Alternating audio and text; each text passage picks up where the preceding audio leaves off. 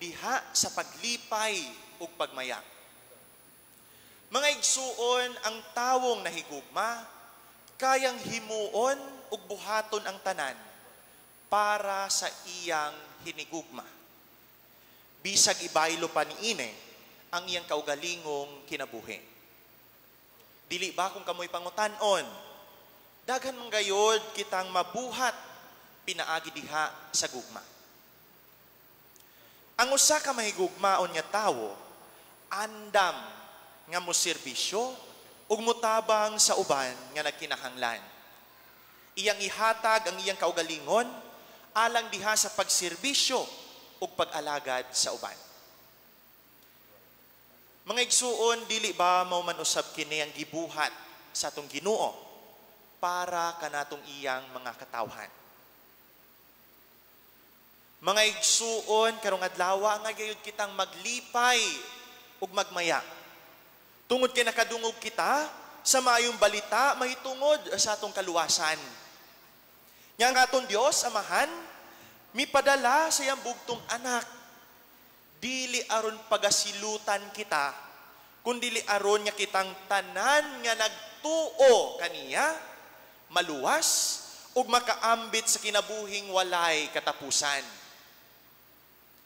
Diya sa itong Ebanghelyo, miingon si Jesus ngadto kang Nicodemo, kay gihigugma pag-ayo sa Dios ang kalibutan, ug tungod diine, gihatag niyang iyang bugtong anak, aron ang tanan nga mutuo, take note, ang tanan nga mutuo kaniya, dili mamatay, kundi makabaton hinuon sa kinabuhing dayon.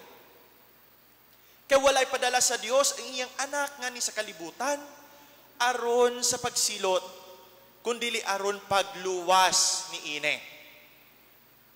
Tanawa ng mga pulunga, dili ba ang gayud ka na natong ikalipay, ang gayud kitang magmaya, tungod ni ining atong nadungog karon. Tungod sa gugma, ang Dios Amahan nakahimo sa pagsakripisyo sa iyang bugtong anak, aron pagluwas ka nato diya sa atong mga kasalanan. Bisan pag aduna kitay daghang mga salang nabuhat batok kaniya, apan tungod diya sa iyang dakong paghigugma kanatong iyang katawhan, wala niya pagatan-awa ang atong mga kasalanan nga nabuhat. Hinuon, iya kitang gitagaan ug pagkadaghang higayon diya aron sa paghinulsol ni ine, aron niya kita mahibalik na unta diha kaniya. Bisan pamag nahimulag kita sa Dios ug nagpalinla kita sa dautan, apan diha pinaagi sa iyang gugma, padayon lang gihapon nga naninguha kanato ang aton Dios. Tungod kay kitang mga tawo nagagikan man sa iyang mamugnaong mga kamot, ug gihimo gayud kita niya sama diha sa iyang dagway. Iya pagayod kitang gitagaan ug kaluwasan, pinaagi sa iyang pagpadala sa iyang bugtong anak. Ang tanang nagatuo sa iyang gugma, makadawat gayod ug kaluwasan. Apan kadtong mga wala mituo ug nagdumili sa pagtuo sa Dios, nagdala sa iyang kaugalingong kalaglagan.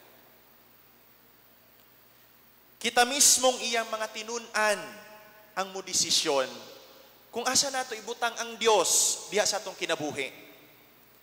Anaka nato mismo ang pagdesisyon kung mutuo ba kita kaniya ug ato bang tumanon ang iyang mga pagtulunan o ato ba siyang isalikway. Kita ra pod ang mahibalo kung ang atong pagpuyo sa kalibutan karon mahisama ba sa iyang kabubuton o magtuman gihapon kita sa atong mga kaugalingong kabubuton.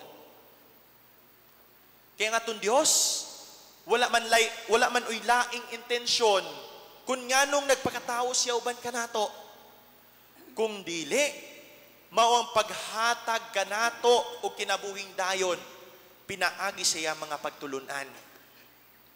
Din mao kini ang nahimo natong kusog ug inspirasyon nga mo padayon sa kinabuhi. Taliwala niini mga problema ug pagsulay nga atong gipangpas-an karon.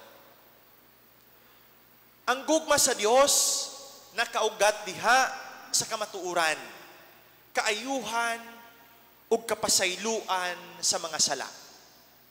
Kamatuoran, tungod kay ang mga pulong sa Dios puro tinuod ug mao'y magdala kanato sa atong kaluwasan.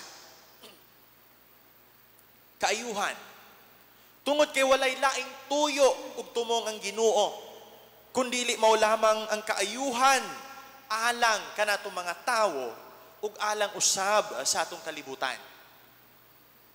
Kapasayloan, tungod kay ang aton Dios mianhe sa kalibutan, dili aron sa pagsilot kanato, kundi aron sa pagpasaylo sa atong mga sala.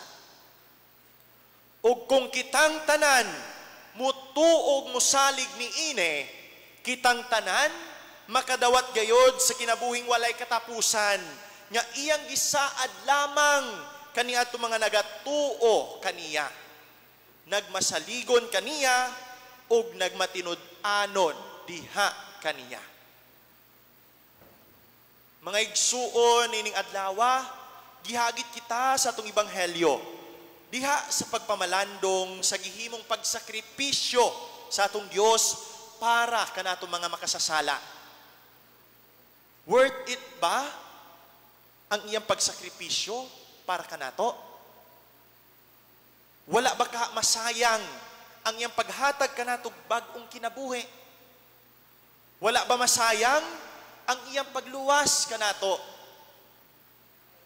Nagmapasalamaton ba kita sa iyang gihimong pagsakripisyo?